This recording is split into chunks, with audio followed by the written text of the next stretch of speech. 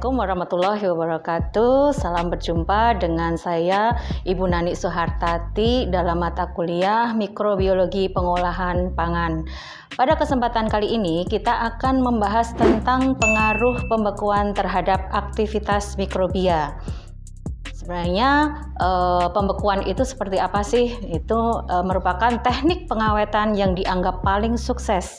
Kenapa seperti itu? Karena nutrisi-nutrisi yang terkandung di dalam bahan makanan itu tidak mengalami kerusakan. Selain itu juga disebabkan karena sifat bahan pangan yang dihasilkan dari proses pembekuan itu akan menyerupai kondisi segarnya. Mengapa bahan makanan yang dibekukan itu bisa menjadi awet? Karena yang pertama ya, mikrobia itu tidak bisa tumbuh, kemudian metabolisme di dalam sel itu tidak berjalan, kemudian yang ketiga disebabkan karena air di dalam sistem bahan makanan itu akan membeku. Pada kondisi air beku, air tidak bisa dimanfaatkan untuk pertumbuhan sel dan juga untuk reaksi-reaksi yang terjadi di dalam bahan makanan itu sendiri. Kemudian teknik pembekuan walaupun merupakan teknik pengawetan bahan pangan yang paling baik, punya beberapa kelemahan. Di antaranya adalah bahwa enzim lipase di dalam bahan pangan itu masih berada dalam kondisi aktif ya. Namun itu bisa diminimalkan dengan cara atau teknik yang disebut sebagai blanching ya. Blanching ini berfungsi untuk menginaktifkan enzim lipase.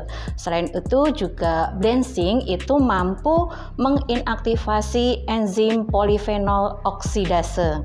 Namun ada satu juga kelemahan lagi di dalam teknik pembekuan, yaitu terjadinya freezer burn. Ya, freezer burn itu adalah kondisi di mana bahan pangan yang dibekukan permukaannya menjadi lebih gosong, lebih kehitaman, warnanya menjadi tidak disukai oleh konsumen.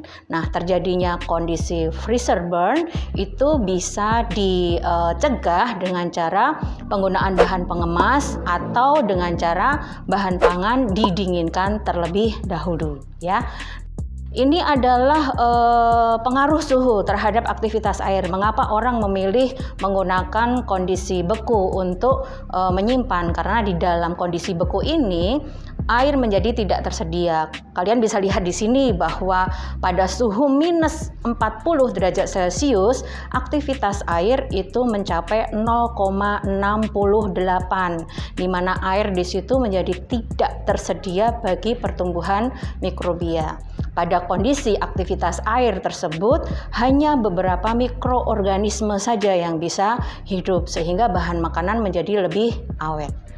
Lalu bagaimana mekanisme kematian mikrobia karena proses pembekuan? Yang pertama ya, ketika kita membekukan bahan pangan itu akan air yang ada di dalam bahan pangan, air yang ada di dalam sel itu akan berubah dari fase cair menjadi fase beku ya. Pada kondisi tersebut air menjadi tidak tersedia.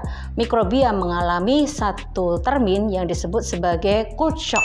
Ya, cold shock ini dialami ketika mikrobia mengalami perubahan suhu yang sangat drastis dari tinggi menjadi rendah ya. Nah, pada kondisi itu seharusnya mikrobia akan mengalami adaptasi. Dia akan menebalkan dinding selnya atau membran selnya sehingga air itu tidak cepat membeku. Namun kalau pembekuan yang kita lakukan dilakukan secara cepat, maka air itu akan membeku dengan cepat dan mikrobia mengalami apa yang disebut sebagai cold shock ya. Nah, pada kondisi ini air kristal-kristal es yang terbentuk itu akan merusak dinding sel ya. Dinding sel itu menjadi rusak sehingga pada waktu bahan makanan itu ditowing, sel akan kehilangan integritasnya ya. Membran yang seharusnya tadi menjaga keluar dan masuknya bahan-bahan yang ada di dalam sel itu tidak lagi bisa menjaga integritas sel. Apa yang terjadi? Ya, selnya nanti akan mati.